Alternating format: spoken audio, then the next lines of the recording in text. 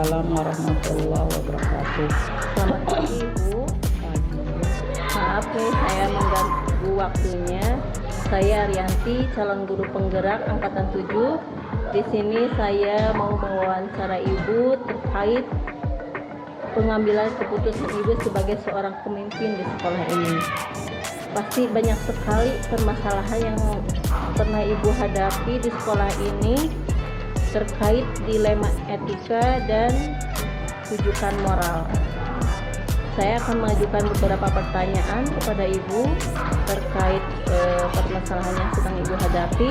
Yang pertama yaitu, selama ini Ibu sebagai pimpinan di sekolah ini, bagaimana Ibu dapat mengidentifikasi kasus-kasus yang merupakan dilema etika atau rujukan moral? Terima kasih. Sesuai apa yang disarankan bahwa dilema etika dalam pengambilan keputusan seorang pemimpin, pasti dalam melaksanakan kepemimpinan itu sangat banyak sekali, dari mulai yang kecil sampai yang besar. Misalnya yang pertama, saya datang ke sini di mana posisi dalam keadaan gelap, tidak tahu siapapun di sini, sementara di sini meminta sebuah perubahan terkait dengan permasalahan yang ada yang perlu diperbaiki, yang akhirnya dengan berat, dengan sikap yang masih belum tahu apa-apa tentang situasi di sini, saya putuskan untuk diserahkan kepada guru yang ada di sini, yang akhirnya itu adalah merupakan suatu kesalahan yang besar, kesalahan yang fatal yang selama ini saya nggak bisa disesali karena itu memang sudah terjadi. Kalau secara teoritis, selaku pimpinan, selaku kepala sekolah, bagaimana mengambil keputusan? Ya, seperti yang tadi, yang pertama itu adalah melakukan mengidentifikasi masalah. Itu pertama, kebijakan pertama sebagai pemimpin itu sudah melakukan sebuah kesalahan sampai saat ini, dan susah sekali untuk melakukan sebuah perubahan karena apa? Banyak hal yang dipertimbangkan. Yang pertama dari segi perasaan tersebut, sekalipun menurut aturan harus demikian, yang sekarang itu adalah era digital di mana kemampuan seseorang harus mampu dalam segalanya, sementara keputusan untuk pengelola sekolah yang sekarang itu adalah orang yang jelas-jelas bisa dikatakan gaptek, tapi itu untuk merubah sesuatu itu merupakan suatu hal yang sangat berat. Mungkin secara hati, secara aturan iya, tapi kalau kita berbicara masalah ke individunya, apakah sadar ataupun tidak, dan itu adalah merupakan keputusan yang sangat berat bagi seorang pemimpin, dan akhirnya apa yang terjadi dalam hati pemimpin sendiri hanya bisa mengurut dada, tapi tetap dalam suatu saat harus memberikan kebijakan yang sangat jelas. Itu yang pertama. Yang kedua, kalau kita berbicara pengambilan keputusan setelah mengidentifikasi masalah, kalau kita kaitkan dengan masalah-masalah yang lainnya, bisa yang saya selaku pemimpin, ya langkahnya yang pertama mengidentifikasi masalah-masalah yang ada, tentu saja. Yang kedua adalah menentukan pilihan apa keputusan yang akan diambil. Yang selanjutnya melakukan framework, kalau itu jangka panjang, kerangka kerja yang dilaksanakan, melaksanakan dan menilai dari hasil keputusan, misalkan di dalam penempatan guru dalam pembelajaran. Sekalipun ada guru yang memasukkan, misalnya guru ini nggak boleh mengajar dikasih jam, kan kita itu nggak bisa seperti serta-merta mengikuti keinginan itu. Kita harus berbagai pertimbangan, bagaimana rasanya, bagaimana hatinya. Jadi kebijakan tidak hanya berpaku kepada usulan, tapi kita peraturan, bagaimana baiknya, pertimbangannya, kekuatannya apa, terus dampaknya apa, sehingga kita sebagai kepala sekolah mengambil suatu keputusan selain dengan aturan juga hati dan bagaimana perasaan. Ya, betul sekali Ibu ya. Dengan berbagai permasalahan yang ada, pasti itu sangat berat sekali. Dengan bagaimana perasaan kita, terus mempertimbangkan juga perasaan guru-guru tersebut. Nah, dari permasalahan yang Ibu hadapi ini, coba saya ingin mengetahui satu masalah yang Ibu hadapi yang itu benar-benar menjadi dilema buat Ibu. Iya, sebenarnya yang sangat dilema itu kalau real permasalahan itu yang tadi sangat dilema ya, permasalahan yang ada pemimpin selama 3 tahun di sini, justru dalam pengambilan kebijakan dan mau mengadakan suatu perubahan yang sangat sulit, karena di sana dituntut suatu kesadaran dari dalam diri. Mampukah kita? Saya udah mampukah dalam posisi itu? Nah, itu sulit untuk membangun rasa itu.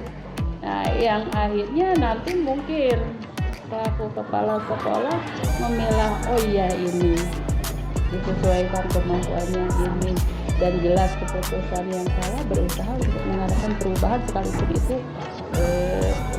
menyakitkan, sekalipun itu akan berdampak lain, tetap harus mengambil suatu keputusan kalau suatu saat nanti bahwa posisi itu benar-benar harus dikuasai orang-orang yang betul-betul kompeten di sana. Nah, sekalipun demikian, permasalahan itu yang sangat merupakan itu jelas-jelasnya dilema bagi saya selaku pimpinan, bagi Ibu selaku pimpinan di sini, yang membuat menyentuh hati merasa hancur lagi. Gimana yang sebenarnya orang-orang itulah yang seharusnya, apalagi dari segi kesetiaan, ketaatan, etika pada pimpinan, itu yang sangat menghancurkan perasaan saya. Tapi selain itu, masalah-masalah dalam kepemimpinan ini justru saya banyak masalahnya terkait dengan tahun-tahun kemarin, bahwa stakeholder yang ada di sini itu adalah banyak senior, sehingga banyak macamnya. Ada yang merasa bahwa diri itu seseorang lah, sehingga dalam menyampaikannya menganggap sepele terhadap pimpinan. Itu sangat terasa sekali. Tapi tetap seorang pemimpin harus tegas memberikannya. Tapi tidak ada satu juga yang senior yang saya kagum, saya angkat jempol juga. Beliau udah lama pensiun. Justru itulah sosok guru yang perlu patut diikuti, sekalipun beliau gaptek, tapi beliau bisa menempatkan sesuai dengan perannya, sesuai dengan kapasitasnya, tidak pernah neko-neko, sehingga saya selaku pimpinan yang muda saat itu, masih awam saat itu, merasa sangat dihargai. Kan yang namanya kehidupan seseorang, tipikal seseorang berbeda-beda. Ada yang merasa, wah saya ini seorang saya seorang istri saya seorang yang lebih senior, sehingga dalam bertindak asal saja, tapi tidak. Tapi yang lain banyak kok orang yang itu tapi tetap mampu menempatkan sesuai dengan posisinya, sesuai dengan kapasitasnya. Dan itu merupakan suatu tantangan bagi saya, suatu kelemahan bagi saya, suatu PR bagi saya untuk bisa mengembangkan dalam pengambilan keputusan. Memang secara teoritis kita dalam pengambilan keputusan itu ada. Kalau kita mengidentifikasi suatu permasalahan, bagaimana kita mengambilkan sebuah keputusan itu kan secara teoritis kita identifikasi dari apa, dari kekuatannya, kelemahannya, peluangnya, bagaimana ya tantangan, ancaman. Kita baru dari kelima itu kita pilih mana yang harus lebih dulu kita sikapi, kita tindak ya. Itu untuk dilema etika terkait dengan permasalahan yang pernah saya alami selama ini. Dan untuk kaitan dengan kinerja, etos kerja, bagaimana kita menyikapinya, langkah-langkah yang sudah dilakukan yang pernah saya lakukan. Misalkan yang pertama itu melakukan suatu teguran, peringatan, karena ini tidak menutup lain, tidak semua memiliki etos kerja yang sangat bagus. Untuk di sekolah saya ini perlu mendapatkan suatu pembinaan, tapi tetap saya dalam mengambilkan keputusan itu melalui langkah-langkah tertentu ya sebelum kepada peringatan. Tapi alhamdulillah sampai saat ini belum ada sampai pada kali peringatan kedua, masih dalam koridor aman-aman saja, dan saya melakukan langkah-langkahnya dalam pengambilan keputusan itu dengan hati-hati, sekaligus mengikuti aturan dan juga hati. Mungkin itu yang bisa dijabarkan. Bagus sekali Ibu ya.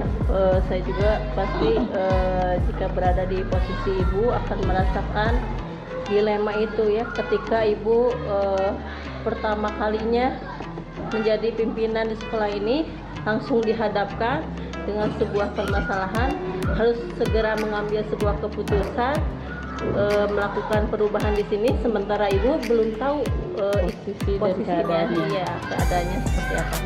Baik,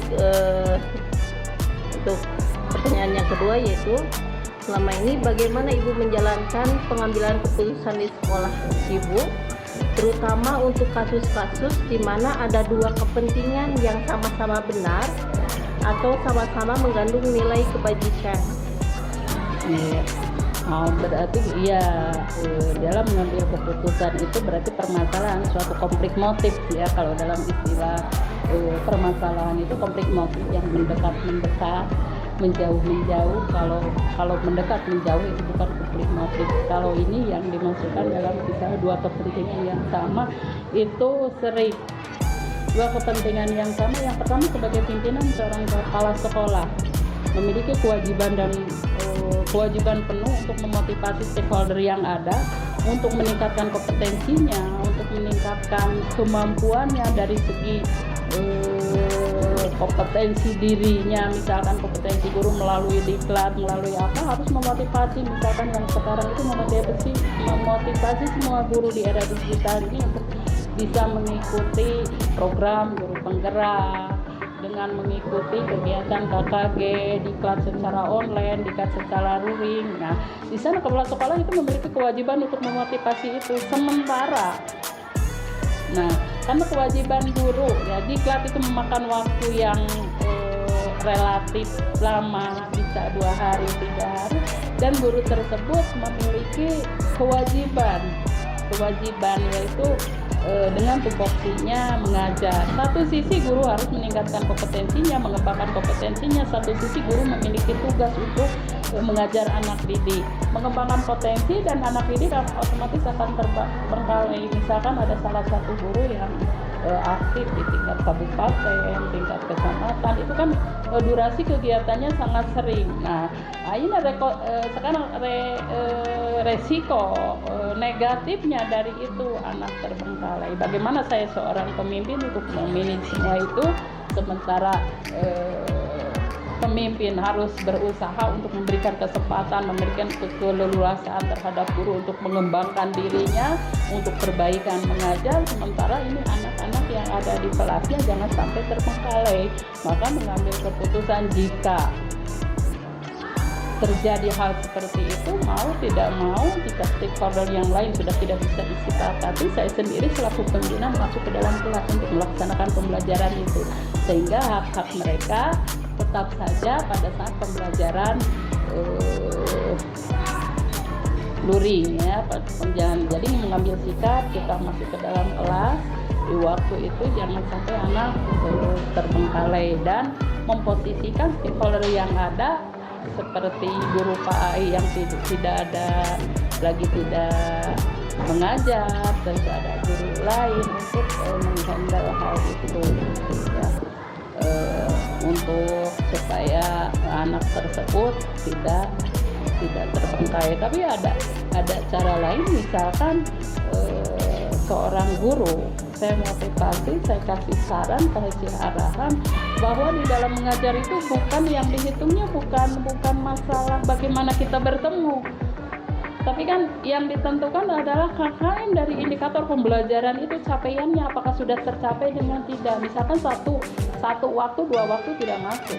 Bukan tolok ukur masalah tidak masuknya yang harus dipenuhi, tapi KKM yang telah ditentukan sudah tercapai belum? Kalau belum tercapai maka harus ada pelajaran tambahan. Kalau sudah tercapai, kenapa mesti ada pelajaran tambahan? Jadi kategorinya adalah indikator yang ditentukan dalam misalkan dalam satu materi pelajaran tercapai tidak, sekalipun datang tiap hari penuh full tapi indikator belum tercapai, tetap harus ada pembelajaran tambahan seperti itu. Ya, jadi dilemanya satu sisi baik positif untuk mengembangkan karirnya, mengembangkan kompetensinya, sisi lain berarti ada dua kewajiban yang sama yang sedikit dirugikan. Tapi dengan berusaha, guru tersebut tanggung jawab untuk mengembangkan kompetensinya, tanggung jawab terhadap anak bisa disiasati. Apalagi sekarang ini sudah mulai pembelajaran yang bisa di era digital sekarang ini. Bagus sekali ya Ibu,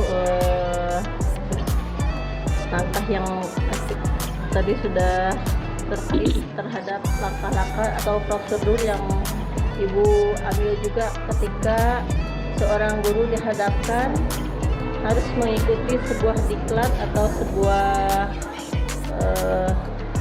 perkuliahan lagi misalnya, di mana ada yang dikorbankan yaitu siswa yang ditinggalkan gitu ya. Tapi Ibu sangat luar biasa dengan Ibu mengisi kelas tersebut sehingga kebutuhan siswa pun tidak terbengkalai gitu. Baiklah, pertanyaan berikutnya yaitu hal-hal apa saja yang selama ini Ibu anggap efektif dalam pengambilan keputusan pada kasus-kasus dilema etika? Hal-hal yang sangat efektif di dalam dilema etika tersebut banyak sekali yang bisa kita lakukan dalam pengambilan keputusan ini. Ya, memang seorang pimpinan itu memiliki hak prerogatif untuk mengambil suatu keputusan, menentukan langkah-langkahnya, tapi alangkah baiknya untuk menyelesaikan suatu permasalahan biar dapat diterima enak oleh semuanya. Kita bisa bicarakan lagi dengan teman sejawat, dengan rekan-teman sejawat, misalkan terkait satu guru yang tadi ya ada di kelas dipakai oleh tingkat kecamatan, kegiatan di kabupaten, sementara itu langkah-langkahnya kita berbicara dengan stakeholder yang ada di sekolah. Mereka pinginnya diajak bicara, pinginnya apa, gimana supaya kita layanan prima yang diberikan dari stakeholder sekolah ini betul-betul kepada klien, kepada pasar, yaitu pasarnya adalah anak-anak, orang tua siswa, biar tetap mereka merasa puas. Jadi untuk langkah-langkahnya kita berbicara dengan rekan teman sejawat, tanda kerja yang ada di stakeholder, pelajari apa suatu permasalahannya ya. Yang tadi sudah dibahas itu, kalau kita suatu permasalahan itu harus melihat dengan adanya kekuatannya, kelemahannya, peluangnya, ancamannya dan tantangannya, kita pertimbangkan dari itu untuk melaksanakan menyelesaikan suatu masalah tentang kaitan dengan layanan. Ketika kita selaku guru di sini tadi bilang bahwa kepala sekolah mengambil sikap terkadang sendiri yang terjun ke lapangan itu tidak menyalahi. Kenapa? Karena kepala sekolah itu dikenal dengan emaslimnya sendiri sebagai edukasi, apalagi yang sebelum sekarang ini bahwa kepala sekolah itu juga sebagai pengajar, guru yang mendapatkan tugas tambahan ya, ada kewajiban mengajar. Kalau yang dulu itu kan selama 6 jam, sekarang fokus di manajerial, tapi sekalipun fokus di manajerial memiliki kewajiban membina, mengedukasi baik kepada gurunya, kepada siswanya secara keseluruhan, karena yang ada stakeholder di sekolah ini adalah merupakan tanggung jawab secara mutlak untuk seorang pimpinan. Jadi banyak langkah yang tadi itu berbicara dengan teman sejawat, kita lakukan mengidentifikasi langkah yang selanjutnya dengan framework tadi, kerangka kerja yang akan melaksanakannya. Kalau secara teoritis sih seperti itu, berusaha untuk memberikan layanan yang terbaik kaitan dengan tupoksinya sebagai guru, tupoksinya sebagai kepala sekolah, sebagai edukasi, manajer, leader, motivator, administrator dan lain sebagainya itu bisa dilaksanakan dan bisa sebenarnya tidak seharusnya dilaksanakan oleh seorang pemimpin, melainkan kita kerjasama bahwa semua itu, karena di dalam prinsipnya kepala sekolah yang dikatakan baru itu sudah bisa membagi habis semua pekerjaannya kepada semua stakeholder, karena semua guru yang ada di sini adalah wakase, wakil kepala sekolah yang bisa melaksanakan tupoksi kepala sekolah sendiri, ya. Jadi intinya untuk langkah-langkah kita tempuh seperti yang tadi kita lihat dari kita analisis keputusan yang tadi, mulai dari kekuatannya bagaimana, kelemahannya bagaimana, peluang yang bisa dilakukan untuk yang terbaiknya bagaimana, ancaman bisa kita lakukan bagaimana, dan tantangannya. Kemudian hal-hal apa saja yang selama ini merupakan tantangan Ibu dalam pengambilan sebuah keputusan terhadap kasus yang Ibu hadapi? Banyak hal-hal yang membuat menjadi tantangan dalam pengambilan keputusan. Yang pertama dari individunya, disiplin kerjanya, ketaatannya, etos kerjanya, itu yang menjadi tantangan sekali, karena banyak untuk di sekolah ini, di Cileles ini sangat heterogen, ya. Kalau yang kemarin kan Ibu 2 sekolah itu berbeda. Secara jujur masalah disiplin kerja dan etos kerja ada 2 perbedaan ini harus kita lihat. Kita harus jujur saja kenapa di sini, karena masalahnya tetap satu tindakan yang tadi, hal-hal yang terjadi tantangan harus mengambil sikap dengan beberapa kategori. Apakah itu sudah menginjak kepada vonis, kepala sekolah harus mengambil sikap terkait dengan yang tadi. Jika dari sudut ancaman akan membahayakan lingkungan sekolah, akan membahayakan tentang profesi guru yang lain, maka kepala sekolah harus berani mengambil sikap untuk menentukan vonis itu sendiri. Bahkan misalkan di sini ada guru yang memiliki disiplin kerja atau pedul gitu ya, nah etos kerja yang di bawah itu kan ada langkah bagaimana sikapnya terhadap kita, bagaimana kita perintahkan kepada kita. Kalau selama ya aja kita perintahkan, kita telepon, datang surat panggilan yang pertama, kalau tidak dilaksanakan baru kepala sekolah akan mengambil tindakan. Tapi jika ancaman itu sangat membahayakan, maka seorang pimpinan saya sendiri berani mengambil sikap dan resiko untuk menentukan pilihan itu. Luar biasa sekali ya Ibu dalam menghadapi tantangan-tantangan, apalagi tadi Ibu pernah menjadi kepala sekolah di 2 sekolah. Pasti di sana Ibu akan merasakan perbedaan ya, bagaimana iklim guru di sekolah yang satu dan sekolah yang kedua. Nah itu merupakan sebuah tantangan yang hebat sekali buat Ibu dalam membuat sebuah pengambilan keputusan sebagai seorang pimpinan. Kemudian apakah Ibu memiliki sebuah tatkala atau jadwal tertentu dalam sebuah penyelesaian kasus dilema etika? Apakah Ibu langsung menyelesaikan di tempat itu atau memiliki sebuah jadwal tertentu dalam menyelesaikannya? Bentuk atau prosedur seperti apa yang akan Ibu jalankan? Terkait dengan permasalahan dilema etika ini, kita relatif tergantung permasalahan yang ada. Kalau memang permasalahan dilema etika yang membutuhkan waktu, saat itu juga program yang namanya program itu ada. Hanya program untuk jangka dekat ini kan ada singkat, jelas, tepat. Kalau tidak bisa melaksanakan itu akan berdampak sangat negatif. Maka itu program yang jangka pendek itu dilaksanakan secara spontan. Jadi bagaimana kita menghadapi suatu permasalahan, apakah ada program kerja relatif dari permasalahan yang ada. Jika permasalahannya memerlukan waktu yang panjang dan dari sudut ancamannya tidak begitu membahayakan, maka dalam pelaksanaan misalkan dipelajari di sini tentang kinerja guru ya, itu programnya kan itu bisa dalam waktu yang panjang, maka seorang pemimpin akan menjadwalkan programnya, memprogramkan langkah-langkahnya apa dari jadwal-jadwal akan dibuat. Tapi jika terjadi sesuatu dalam hal misalkan guru berangkat tanpa izin saat itu sementara anak berserakan dan terjadi sesuatu, maka seorang pimpinan akan dengan program kerjanya, dengan frameworknya yang secara spontan itu pasti ada sih. Apa sih tindakan apa sih?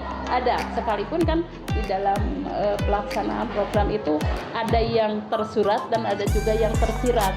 Kalau yang tersurat itu jelas-jelas programnya ada, jadwalnya apa, hari berapa, hari apa, siapa saja. Tapi kalau yang tersirat kita melaksanakan dari apa yang kita sampaikan sudah tergambarkan apa sih. Jadi segala tindakan pasti terprogram. Cuma dalam pelaksanaannya secara spontan ataupun tidak. Secara cepat, singkat, cepat, jelas tergantung permasalahan yang ada. Yang tadi dibilang bahwa ada kejadian di satu kelas sementara guru keluar, tindakan apa yang harus diberikan? Yang pertama mengamankan situasi yang ada di kelas, yang kedua langsung pemanggilan dan langsung pemanggilan terhadap guru tersebut dan dilaksanakan suatu tindakan berupa peringatan dan juga teguran. Jadi apakah selama ini melaksanakan program kerja, melaksanakan suatu framework ya, kerangka kerja itu selaku pimpinan tenaga profesional berarti harus setiap kegiatan itu harus terprogram, tapi tergantung permasalahannya apa dulu. Nah, bisa yang secara singkat, cepat, tepat jika permasalahan itu sangat urgent.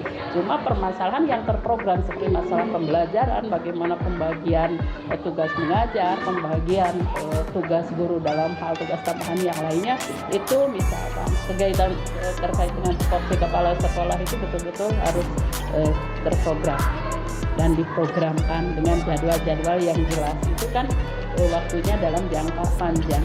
Jadi tergantung pada permasalahan yang ada. Ya, betul sekali Bu ya. Jadi bagaimana permasalahan itu Ibu hadapi, jadi bagaimana permasalahannya ya. Apakah itu sangat urgent atau bisa dilakukan di jadwal berikutnya. Karena memang permasalahan terjadi terkadang tiba-tiba gitu ya Bu ya, tidak bisa misalnya tidak diduga gitu ya, tidak terduga. Nah mungkin itu yang harus segera diselesaikan. Baiklah, adakah seseorang atau faktor-faktor apa yang selama ini mempermudah atau membantu Ibu dalam mengambil keputusan dalam kasus-kasus dilema etika ini? Banyak faktor ya. Faktor yang itu yang pertama adalah kebersamaan atau bekerja sama dengan stakeholder yang ada untuk menyelesaikan suatu permasalahan. Karena sekalipun pimpinan adalah pemutus utama, tapi di dalam menyelesaikan suatu permasalahan perlu banyak orang yang termasuk stakeholder di sini untuk diajak bicara, untuk mempertimbangkan. Jadi tidak asal jebet saja, kecuali kalau suatu hal-hal yang jelas-jelas yang tadi bahwa harus singkat, jelas, tepat, namun lelet. Misalkan kita bermusyawarah dulu itu sudah terjadi sesuatu gitu. Jadi menyelesaikan halnya banyak faktor ya, membantu, apalagi dari kita terlihat antara guru yang betul-betul setia kan, ada guru itu ayah ngalawan puluh iye di depan, ada yang betul-betul kadang-kala ada yang berontak dengan berontak tanpa menggunakan etika, tapi seorang pemimpin tetap ketenangan jiwa dalam menghadapi suatu permasalahan, menghadapi bawahan misalkan, karena di dalam suatu ibarat dalam institusi ini ada satu keluarga, di mana satu keluarga bagaikan bambu, satu dapur itu tidak akan lurus semua. Tidak akan ada yang setia, ada yang berontak, ada yang cuek, sehingga dengan itu dengan situasi yang heterogen seperti itu, maka kita harus bisa mensiasatinya. Oh, ini inginnya apa, ini apa. Intinya bahwa seorang pemimpin harus memiliki jiwa yang lapang dada, kebesaran jiwa, terkadang memaafkan, sebenarnya itu menahan diri dari emosi yang harusnya kita sekalipun untuk pribadinya yang geram, yang gimana gitu, tapi kan seorang pemimpin itu harus bisa menahan semua itu sehingga menyelesaikan dengan sebaik-baiknya. Nah, kalau misalkan sudah langkah itu tetap saja terjadi, mungkin itu di luar kemampuan dan kekuasaannya, bahwa hal itu tidak bisa tapi tetap seorang pemimpin harus berusaha meminimalisir segala permasalahan yang ada, mampu menyelesaikan dengan kita tetap berkolaborasi dengan stakeholder yang ada, yang bisa diajak bicara, yang intinya sehingga nanti akan mengambil sebuah keputusan tindakan yang betul-betul enak buat semuanya.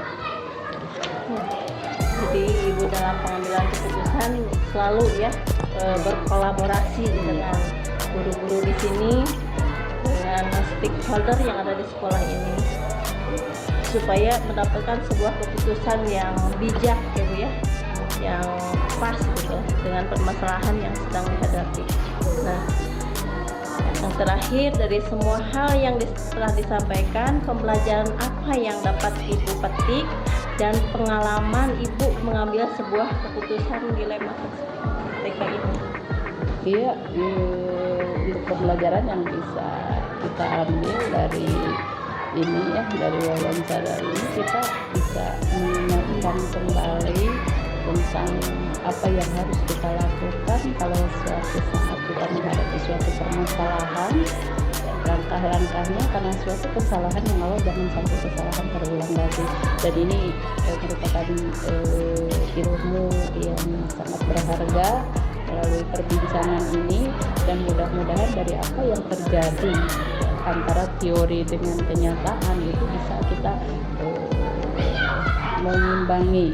Banyak ilmu yang didapat, pengalaman yang didapat, baik dari saya sendiri yang mungkin menjadi sasaran di wawancara ini, mungkin juga sangat bermanfaat bagi yang mewawancarai juga, dan ya mudah-mudahan dari permasalahan dilema etika ini dan tidak akan selamanya ini tidak akan hilang, akan menjadi kehidupan sehari-hari seorang pemimpin. Bagaimana, karena ini adalah merupakan romantika hidup, di stakeholder manapun tidak akan ada yang mulus. Ibarat sebuah perjalanan, tidak ada yang mulus, tetap batu sandungan itu ada, tapi pada kita bagaimana kita menyikapinya sehingga hal itu menjadi indah. Mungkin banyak ilmu yang kita dapat, yang bisa kita introspeksi yang salah, yang itunya bagaimana memperbaikinya. Mudah-mudahan ke depan menjadi, kadang-kala kalau kita bicara menjadi stakeholder, pemimpin yang super itu yang mampu berkolaborasi dan bisa melakukan komunikasi lintas sektoral sehingga mampu membangun sekolahnya menjadi lebih maju lagi. Ya Ibu, terima kasih. Ini juga ya menjadi sebuah pembelajaran buat saya, ilmu buat saya, dimana mungkin nanti saya juga berada di posisi seperti Ibu gitu. Ini merupakan menjadi pengalaman yang berharga buat saya. Bagaimana nanti saya mengambil sebuah keputusan jika dihadapkan terhadap sebuah permasalahan dilema etika. Terima kasih Ibu atas waktunya. Alhamdulillah wawancara ini berjalan dengan lancar. Terima kasih. Assalamualaikum warahmatullahi wabarakatuh. Waalaikumsalam warahmatullahi wabarakatuh.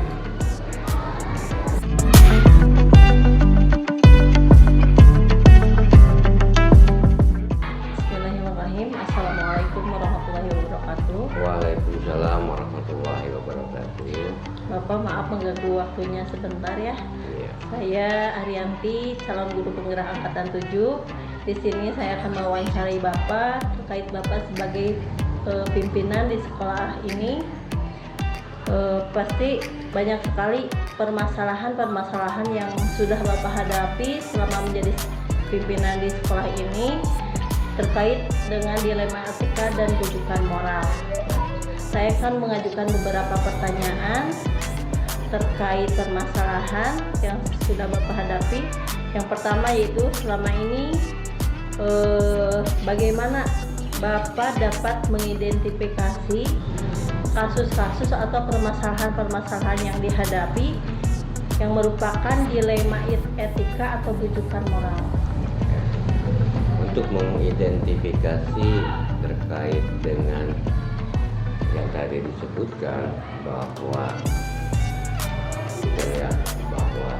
guru-guru memiliki permasalahan baik itu etika maupun rujukan moral. Identifikasi kelihatan dari perilaku mereka dan bagaimana kita melihat mereka di kelas ketika berhadapan dengan orang tua maupun dengan siswa. Selama ini bagaimana Bapak menjalankan pengambilan keputusan di sekolah ini, terutama untuk permasalahan yang ada, misalnya ada dua kepentingan yang sama-sama benar atau sama-sama mengandung nilai kebajikan. Nah, itu adalah dengan cara kita memprioritaskan yang lebih utama. Bagaimana terkait dengan kasus-kasus permasalahan itu, mana yang harus kita lebih selesaikan terkait dengan dilema kasus-kasus yang ada itu sendiri. Jadi kita lebih mengidentifikasi seberapa jauh analisis kasus yang untuk segera sehingga ditanganinya untuk segera dengan memprioritaskan kasus begitunya sendiri. Nah, bolehkah saya meminta Bapak satu buah permasalahan atau satu buah kasus yang itu benar-benar menjadi sebuah dilema buat Bapak ya dalam untuk menyelesaikannya gitu. Kasus-kasus yang salah satu contoh kasus yang dilema salah satunya adalah jika seorang guru ketika memiliki permasalahan di rumah dan dibawa sekolah, dan ini sangat pelik ketika kita selesaikan maka akan berdampak di rumah, begitupun di sekolah. Nah, inilah salah satu kasus yang dilema yang penanganannya yang mesti harus benar-benar kita melihat analisis kebutuhan yang segera untuk diselesaikan. Baik. Kemudian langkah-langkah apa atau adakah prosedur seperti apa yang bisa Bapak lakukan selama ini? Untuk langkah-langkah adalah dengan kita mengajak bicara, kita panggil, mengajak bicara apa yang menjadi permasalahan dengan pendekatan tertentu sehingga memahami benar yang menjadi akar permasalahan, sehingga itulah yang akan dijadikan nanti bagaimana permasalahan itu akan diselesaikan. Jadi adanya komunikasi ya dengan guru tersebut. Betul. Untuk menyelesaikan permasalahan yang sedang dihadapinya ya. Nah, itu. Kemudian hal-hal apa saja yang selama ini Bapak anggap efektif dalam pengambilan sebuah keputusan pada permasalahan atau kasus yang dihadapi? Hal-hal yang efektif adalah tadi komunikasi dan terus kontrol terhadap apa yang menjadi permasalahan, itulah yang menjadikan efektif dengan komunikasi ini, dan kita saling memantau tentang permasalahannya sehingga permasalahan itu dapat diselesaikan. Jadi kita harus paham dulu ya Pak ya, Paham. permasalahannya seperti apa dan cara menyelesaikannya itu seperti apa, dan yang intinya itu adalah komunikasi dua arah ya dengan guru tersebut. Kemudian hal-hal apa saja yang selama ini yang merupakan menurut Bapak tantangan dalam pengambilan keputusan terhadap permasalahan tersebut? Yang menjadi tantangan adalah bagaimana membangun komunikasi yang efektif tadi, yang dua arah ini, agar tidak menyinggung, tidak bersinggungan. Artinya bahwa bagaimana kita menggunakan pendekatan-pendekatan dengan menggunakan komunikasi yang efektif, sehingga dengan sentuhan-sentuhan tertentu memahami tentang akar permasalahan dan dapat bagaimana solusi-solusi yang dapat diselesaikan. Jadi kita juga kayak Pak harus memahami bagaimana situasi emosi guru tersebut ya, komunikasinya mungkin dengan lemah lembut ya. Kemudian kita juga harus memahami kondisi pada guru tersebut pada saat itu ya. Iya, betul. Kemudian apakah Bapak memiliki sebuah tatkala atau jadwal tertentu dalam sebuah penyelesaian kasus dilema tersebut, atau apakah Bapak langsung menyelesaikan di tempat itu, atau ada jadwal tertentu untuk menyelesaikannya? Hal tersebut adalah tergantung dengan kompleksitas permasalahan itu sendiri. Ada yang memang bisa diselesaikan pada saat itu, ada yang memang memerlukan jadwal-jadwal tertentu terkait dengan bagaimana kompleksitas permasalahan itu sendiri. Jika memang harus diselesaikan pada saat itu dan dipandang untuk bisa diselesaikan pada saat itu, bisa langsung. Tetapi jika ini kompleksitas dan memerlukan jadwal, itulah akan dijadwalkan seperti itu. Karena kan terkadang suka ada suatu kasus yang tiba-tiba terjadi ya Pak ya, yang mungkin harus segera itu diselesaikan. Padahal misalnya ada kasus yang sebelumnya, tapi itu bisa diselesaikan setelah kasus yang baru ini diselesaikan. Kemudian adakah seseorang atau misalnya rekan guru atau faktor-faktor apa yang selama ini dapat mempermudah Bapak atau membantu Bapak dalam menyelesaikan pengambilan keputusan dalam kasus-kasus dilema ini? Untuk pengambilan keputusan, maka kita dibutuhkan sumber-sumber yang dapat dipercaya terkait dengan permasalahan itu sendiri, sehingga dari sumber-sumber itulah kita dapat menyelesaikan permasalahannya itu sendiri. Kita memahami sumber adanya kolaborasi juga. Kemudian nah yang terakhir, dari semua hal yang telah disampaikan, pembelajaran apa yang dapat Bapak petik dan pengalaman Bapak mengambil keputusan dilema etika ini? Pengalaman yang dapat dipetik adalah kita akan merasa senang jika permasalahan itu dapat diselesaikan dan menjadikan itu memahami terkait dengan tahapan-tahapan penyelesaian masalah satu sama lain yang berbeda, menjadikan ilmu untuk penyelesaian masalah berikutnya jika terjadi. Itulah hal yang sangat mengesankan. Baiklah Bapak, terima kasih atas waktunya. Itu merupakan pembelajaran buat saya juga, ilmu buat saya. Jikalau nanti saya misalnya ditakdirkan menjadi seorang kepala sekolah, ini merupakan sebuah pelajaran yang baik bagaimana saya cara membuat keputusan yang bijak ketika menghadapi sebuah permasalahan yang dihadapi. Terima kasih Bapak. Mudah-mudahan dijadikan ilmu. Iya. Terima kasih Bapak atas waktunya. Sama-sama. Assalamualaikum warahmatullahi wabarakatuh. Waalaikumsalam warahmatullahi wabarakatuh.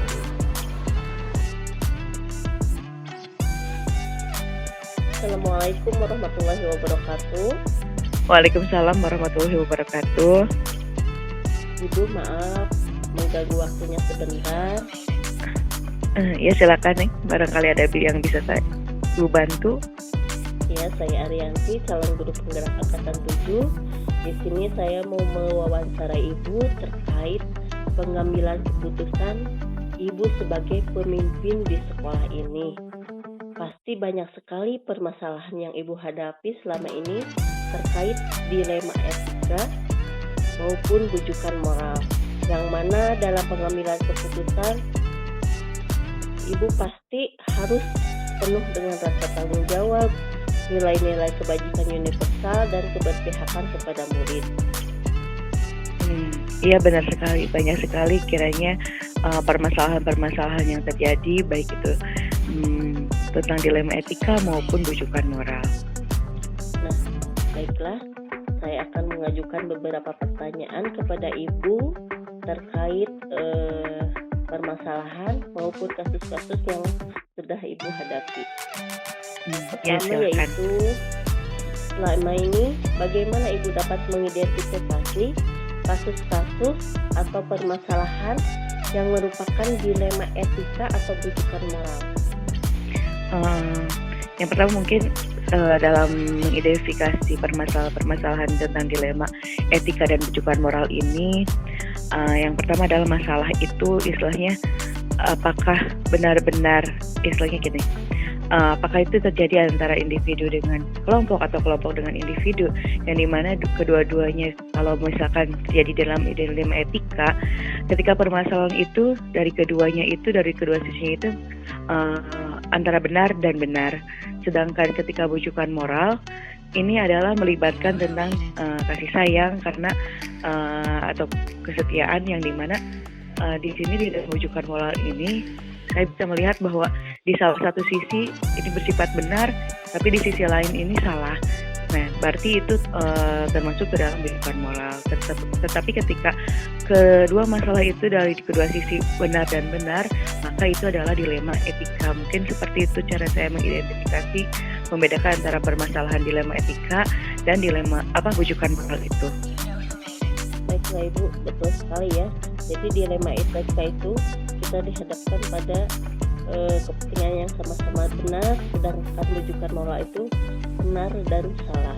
Nah, selama ini bagaimana Ibu menjalankan pengambilan keputusan di sekolah Ibu, terutama untuk kasus-kasus di mana ada dua kepentingan yang sama-sama benar atau sama-sama mengandung nilai kebajikan? Saya langsung saja diibaratkan kepada sebuah permasalahan yang mungkin pernah saya alami sendiri ya. Seperti baru-baru ini mungkin ketika saya dihadapi dengan suatu masalah di mana ada ketika guru kelas 1 istilahnya membicarakan sebuah permasalahan di mana seorang guru yang lain yang masuk, terutama ada guru mata pelajaran, dia istilahnya ada aduan dari orang tua. Ketika aduan orang tua itu istilahnya ketika dia mengadukan bahwa guru tersebut ini, guru bidang studi ini kalau sedang mengajar, mungkin karena saking asiknya mengajar sehingga guru ini melebihi jam pelajaran. Di satu sisi ketika kita ada ajuan atau ada aduan dari orang tua itu seperti itu, bahwa anak-anaknya sering terlambat pulang, kemudian mengganggu jam untuk dia mengaji, untuk istirahat. Tetapi di sisi lain istilahnya orang tua itu benar juga. Tapi ketika kita konfirmasi lagi ke guru bersangkutannya, ternyata ada hal-hal yang istilahnya yang menurut guru bersangkutan itu, misalkan, ya Bu, karena misalkan permasalahan itu terjadi karena anak-anak memang ketika tes itu belum selesai. Nah, berarti belum tuntas. Nah, di sisi lain, menurut guru tersebut juga alasannya itu memang benar juga karena pembelajaran belum tuntas. Di satu sisi, istilahnya orang tua memang benar anaknya, bahwa anaknya itu istilahnya sering pulang telat sehingga terganggu ke jam mengajinya. Kemudian di satu sisi ketika konfirmasi kepada gurunya, itu pun konfirmasi atau informasi yang diberikan guru itu juga benar. Nah, sehingga mungkin di sini kita harus berpikir bijak, di mana kita tidak bisa menyalahkan salah satunya juga. Sebenarnya awal dari cara kita melihat menyelesaikan masalah itu juga tidak bisa langsung saat itu kita selesaikan juga. Sebenarnya saya tidak langsung memanggil guru itu, tetapi saya identifikasi dulu kenapa sih guru tersebut jam itu sering lewat dari jam yang seharusnya pulang. Kemudian saya juga kadang-kadang gini, apakah saya itu karena ajuan itu beberapa kali, tapi saya berpikir dulu dalam masalah ini dalam masalah yang barusan dilema etika ini, kita ini ada nggak yang harus terpanggil nggak? Kita harus nggak menyelesaikan itu langsung terhadap masalah tersebut, karena kan ketika masalah-masalah itu muncul, ada juga yang kira-kiranya permasalahan yang timbul itu misalkan dari seorang guru dengan guru lain. Ketika guru tersebut bilang misalkan seperti ini, ada Bu, ini guru Anu, suaminya sering telepon, misalkan bahwa guru ini misalkan kalau dihubungi ini seperti ini, jadi ada masalah antara suami dan istri. Tetapi kalau sayanya tidak terpanggil, istilahnya gini, itu masalah, tapi istilahnya ketika masalah itu kita tidak merasa terpanggil dalam permasalahan yang terjadi, kita pun tidak bisa ikut campur.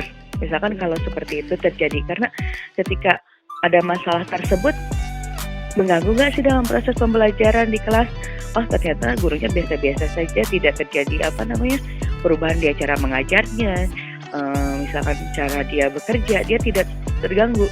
Berarti itu bukan ranah saya untuk menyelesaikannya, karena itu adalah kita tidak terpanggil dari masalah tersebut, karena itu bukan batasan saya untuk ikut campur ke urusan rumah tangga. Walaupun mungkin suaminya sering curhat ke guru tersebut bahwa istrinya seperti itu kan saya tidak bisa. Nah, mungkin itu saya kesampingkan, saya tidak akan ikut campur ke masalah tersebut.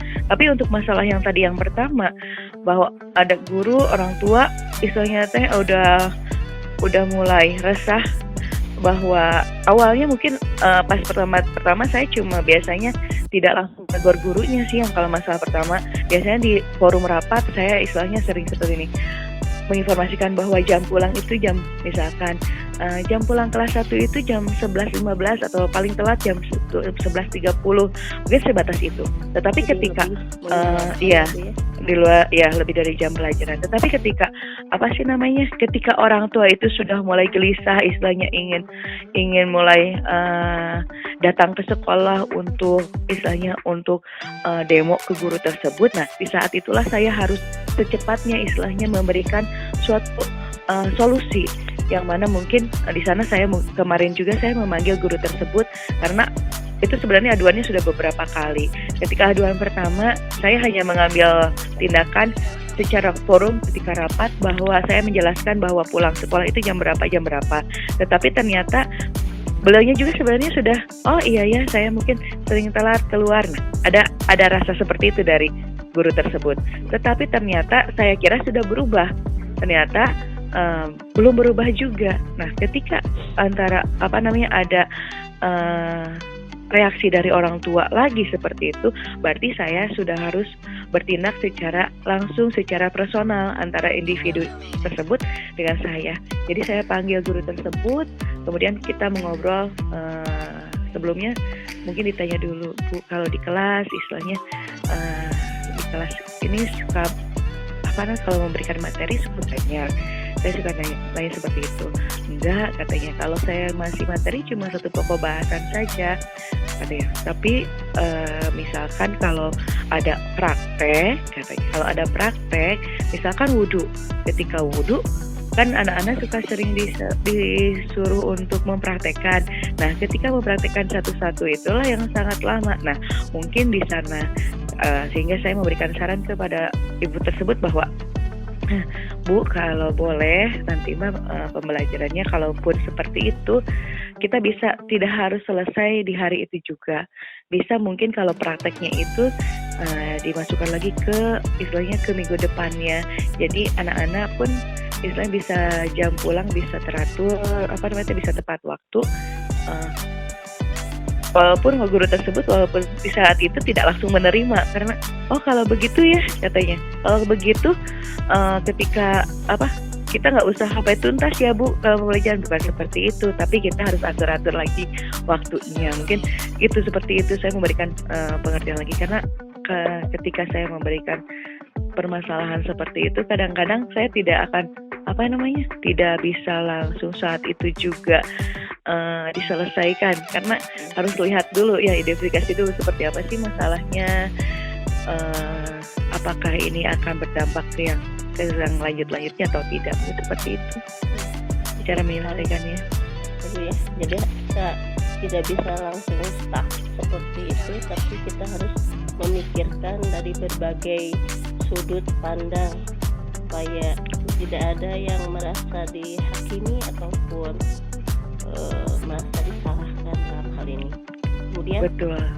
Langkah-langkah atau prosedur seperti apa yang biasa Ibu lakukan untuk menghadapi dilema tersebut selama ini? Kalau yang istilahnya kalau permasalahan itu masih saya bisa simpan, istilahnya maksudnya simpan itu adalah ketika masalah itu ada gitu ya. Saya sering sekali untuk memikirkannya dulu. Nih, ini permasalahan itu istilahnya seperti tadi identifikasi dulu masalahnya seperti apa.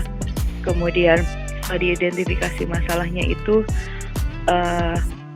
memikirkan bagaimana sih apakah saya benar-benar bisa terpanggil nggak terhadap masalah itu, apakah saya ini merupakan bagian dari masalah itu atau tidak. Jika terpanggil saya akan segera mungkin untuk menyelesaikannya. Karena apa? Kalau saya tidak terpanggil dari masalah tersebut nantinya malah akan istilahnya akan bermasalah ke depannya. Dalam hal ini adalah bahwa nanti kalau saya ini selalu menghindari masalah yang akan timbul berikutnya.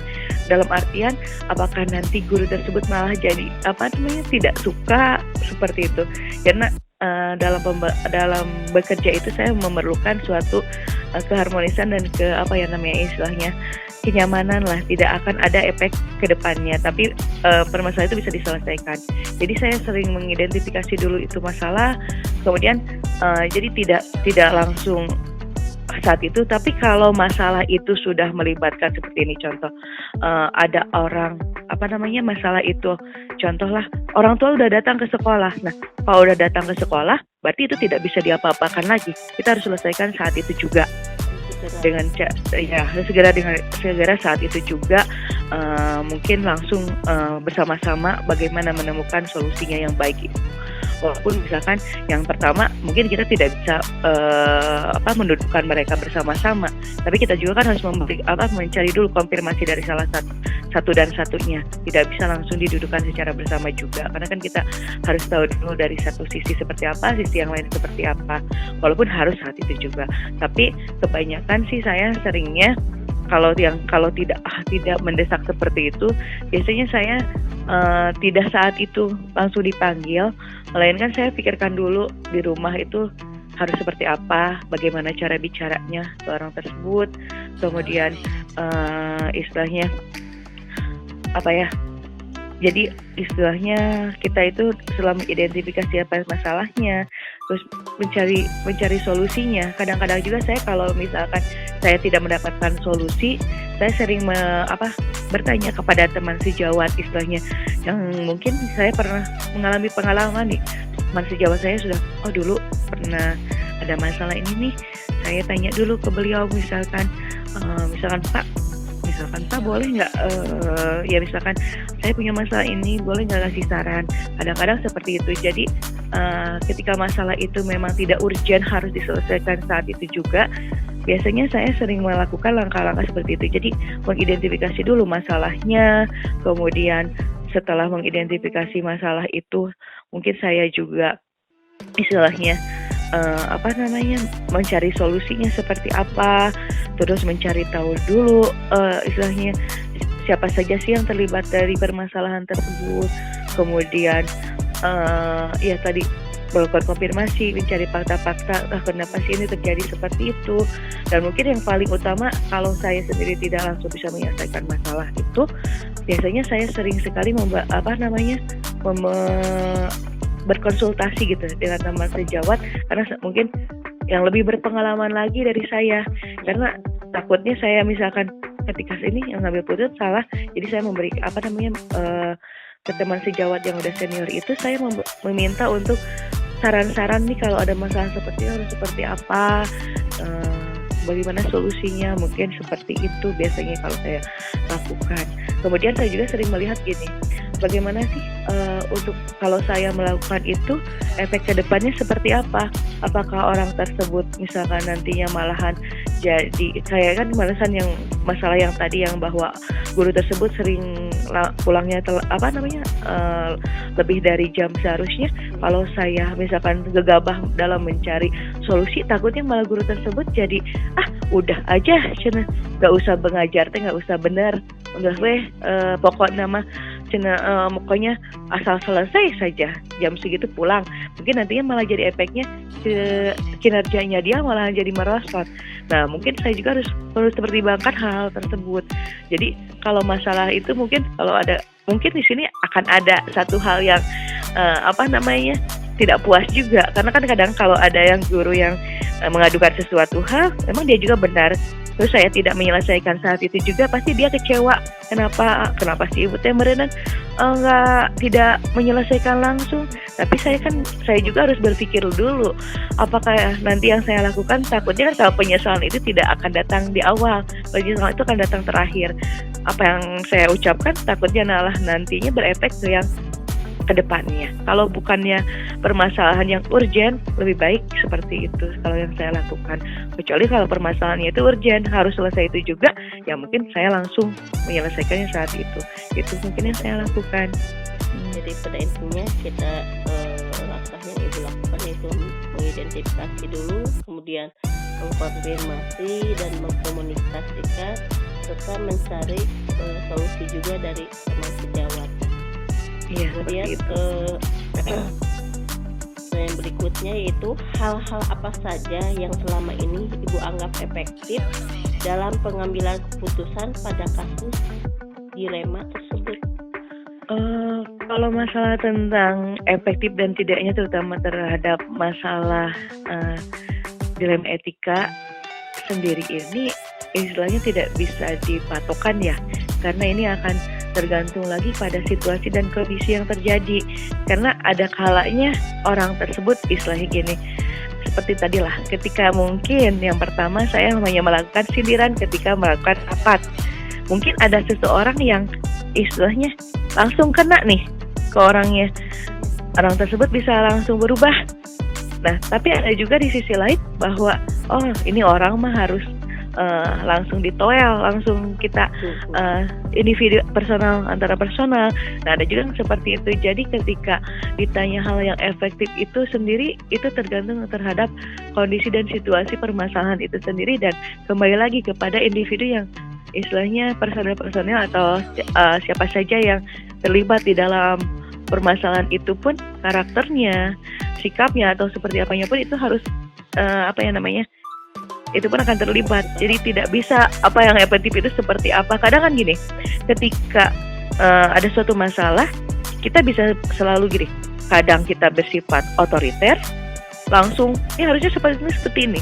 Tapi ada kalanya kita juga harus bersifat demokratis, seperti itu. Jadi hal-hal efektif itu terjadi lagi tidak, kalau di kenyataan, kalau secara teoritis sih mungkin bisa, tapi secara kenyataan apa yang efektif itu kembali lagi ke situasi dan kondisi yang terjadi. Jadi tidak bisa istilahnya mematokkan satu hal permasalahan seperti ini diselesaikan seperti ini, ternyata ke individu yang lain itu tidak akan sama. Seperti itu mungkin. Betul sekali. Jadi kita harus melihat situasi dan kondisi orang tersebut. Kadang ada orang yang langsung peka, ada juga orang yang harus ya harus langsung gitu ya. Iya, personal antar personal harus seperti itu. Ada personalnya. Nah, kemudian hal-hal apa saja nih yang selama ini merupakan itu Ibu anggap sebuah tantangan dalam pengambilan keputusan pada kasus dilema etika? Kadang-kadang gini, satu hal yang menjadi tantangan adalah seperti ini. Contoh, ketika seorang guru sering terlambat masuk, di antara satu sisi mungkin saya bisa tegas, misalkan kepada individu A saya mungkin bisa tegas, tapi kepada individu B saya belum tentu bisa tegas. Kenapa? Contoh, ketika individu B ini saya tahu bahwa dia ini punya anak kecil di rumah, kemudian anak-anak harus dia antar dulu ke sekolah. Ketika dia terlambat dan sering terlambat, nah saya tidak bisa melaksanakan rasa disiplin itu atas semua guru itu.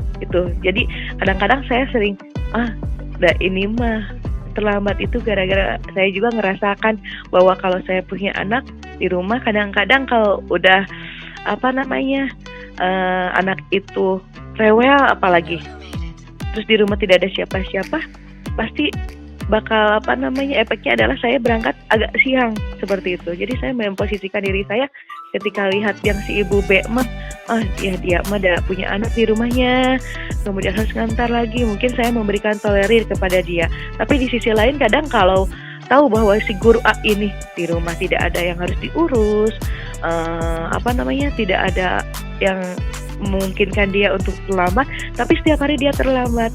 Nah, mungkin saya agak keras gitu, tapi tetap saja kalau secara personil itu kadang ya tetap walaupun udah ditoel misalkan seperti itu. Kadang karena dia merasa mungkin sayanya tidak kurang tegas kepada kok dia bisa sih yang B itu bisa ditolerir telat tapi yang ini enggak. Padahal mungkin di sekolah saya sudah memberikan ketoleriran, contohnya bahwa walaupun jam masuk jam 7 saya mentolerir mangga kalau terlambat boleh tapi sekitar 15 menit seperti itu. Tapi tetap saja kadang-kadang ada juga yang 30 menit.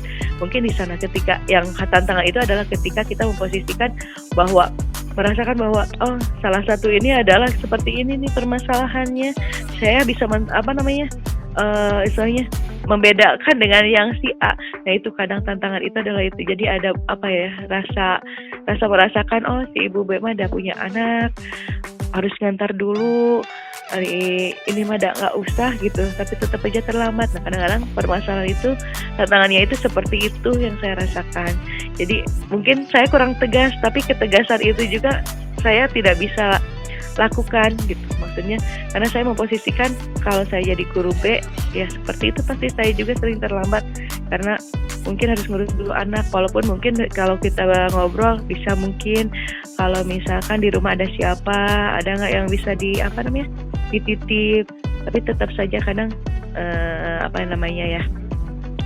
perasaan kita itu kadang istilahnya ya mungkin karena sama-sama ibu beda. Kalau mungkin saya laki-laki dia ibu-ibu mungkin saya bisa tegas, tapi karena mungkin sayanya juga sebagai seorang ibu, nah mungkin merasakan seperti itu kepada teman guru yang saya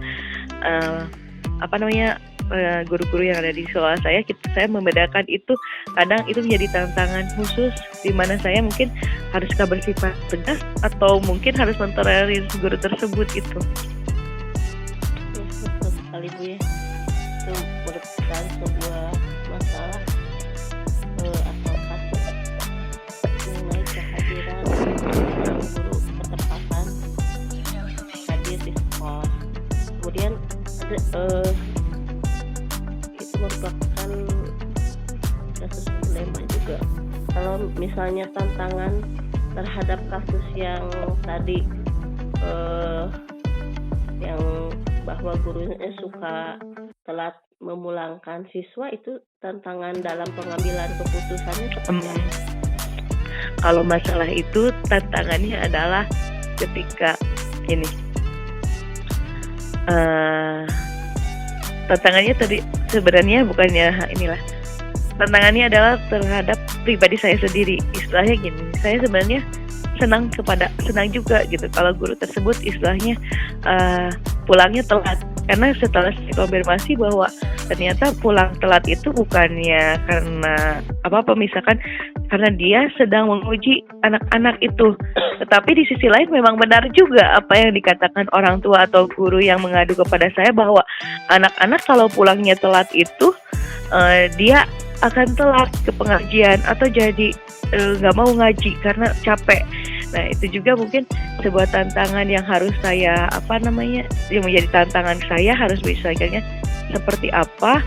Kemudian apakah guru tersebut juga yang saya minta untuk pulang lebih awal itu sesuai jadwal itu menerima atau tidak, karena kadang kalau orangnya tidak menerima, istilahnya yang ada adalah dia akan berbalik malah tidak suka kepada kita. Istilahnya ada rasa si ibu meni gara-gara aku abi pulang pulang nana telat, malah dilarang gitu. Padahal kan saya lihat bagus gitu, lihat baiknya dia bagus, yaitu buat menyelesaikan atau biar kompetensi yang didapat anak-anak itu terpenuhi.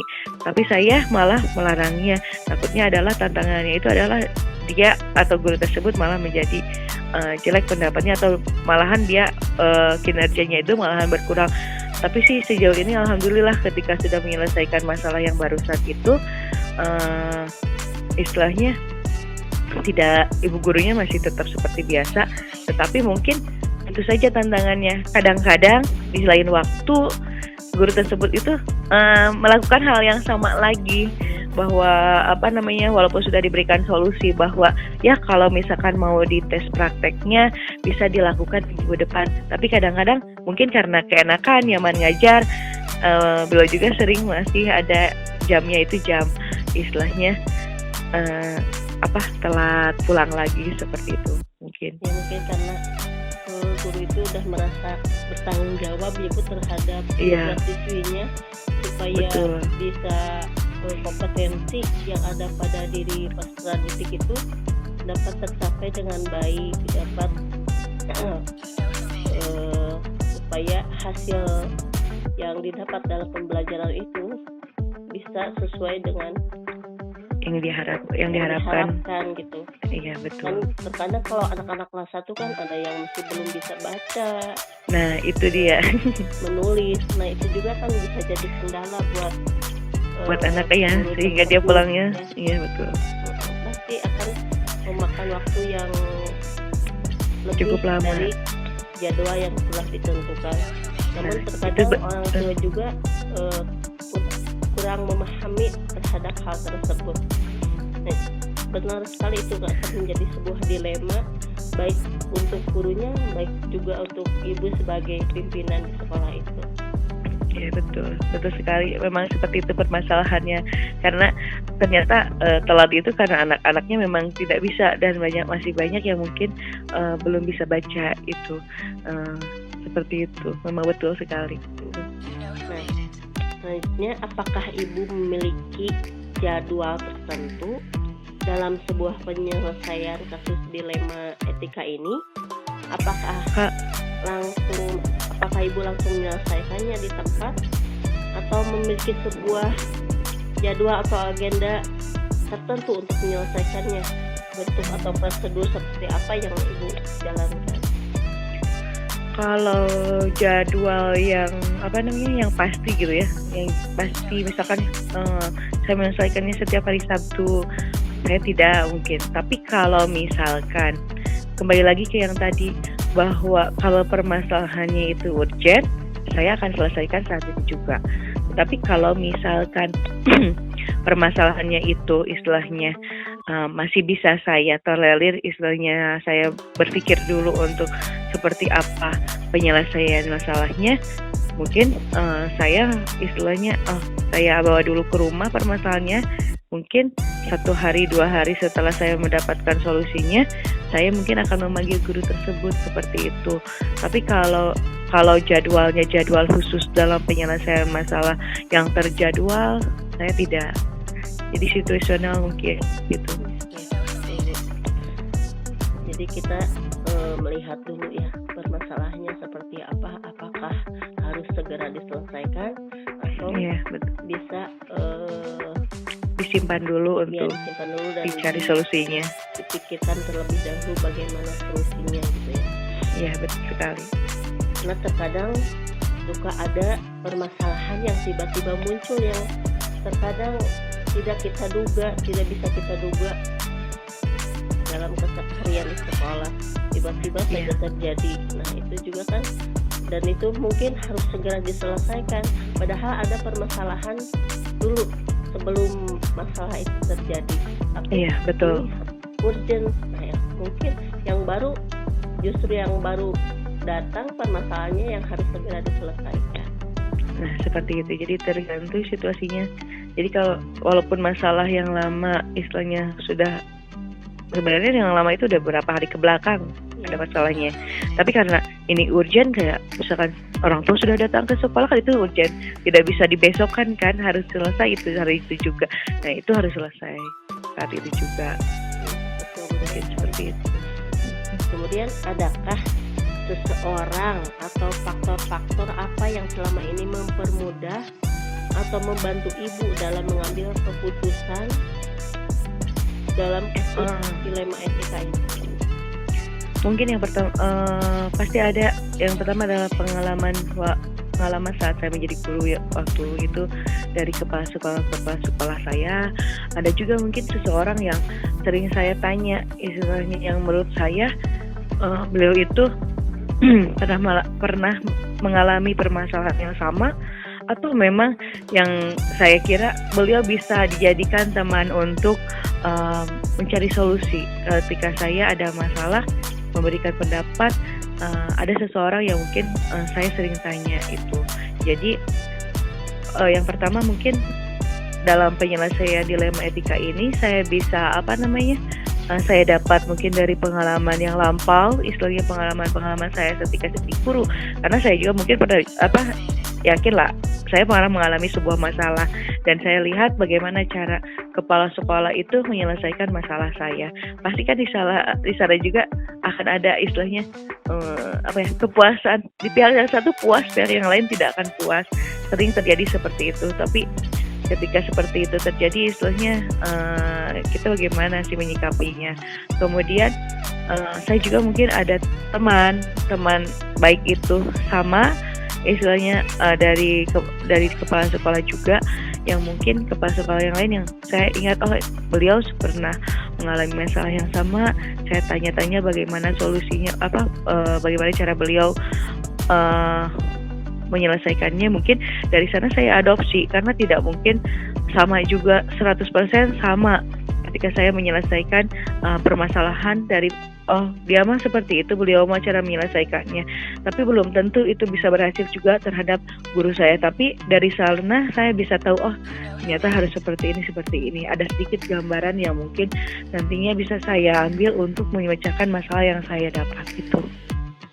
Betul sekali ya Bu ya, pengalaman itu merupakan pembelajaran buat kita, karena barangkali dari pengalaman itu kita mendapatkan permasalahan yang sama, tapi memang belum tentu permasalahan yang kita hadapi itu penyelesaiannya akan sama juga gitu.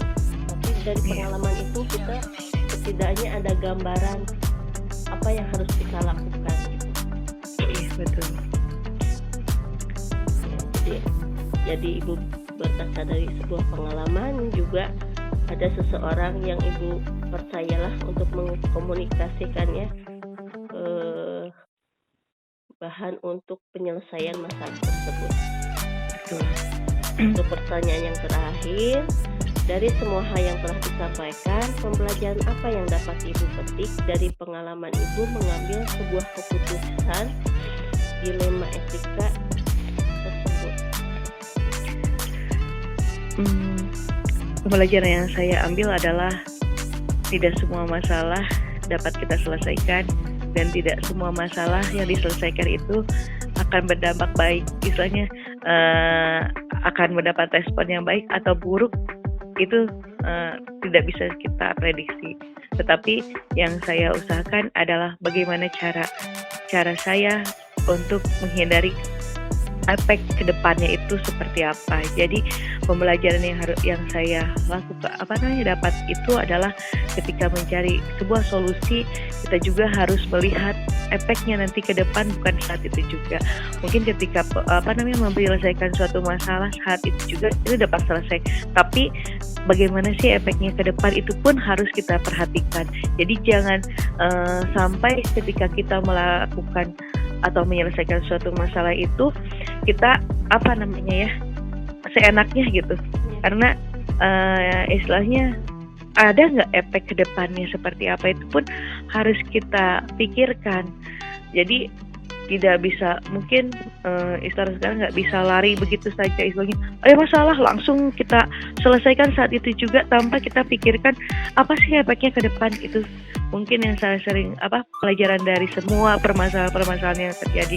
Karena ya itu kadang kita misalnya saat itu, tapi efek ke depannya mungkin seperti yang tadi kata saya juga, ibu yang tadi, kalau saya langsung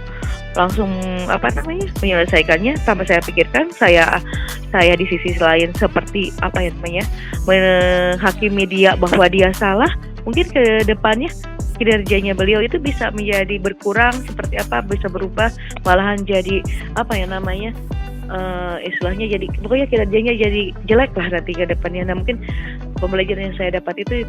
Jadi ketika kita menyelesaikan masalah, kalau masalah itu tidak terlalu urgent, kita harus memikirkan seperti apa solusi yang terbaiknya. Jangan sampai kita istilahnya memihak salah satu, tapi nanti kemudian efek ke depannya itu malahan makin memperburuk masalah tersebut.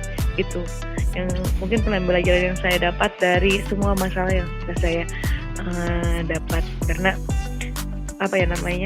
kita tidak bisa, kemudian sebuah masalah juga tidak bisa penyelesaian itu tidak bisa dilakukan yang sama, tapi harus memperhatikan juga seperti apa individunya. Mungkin itu.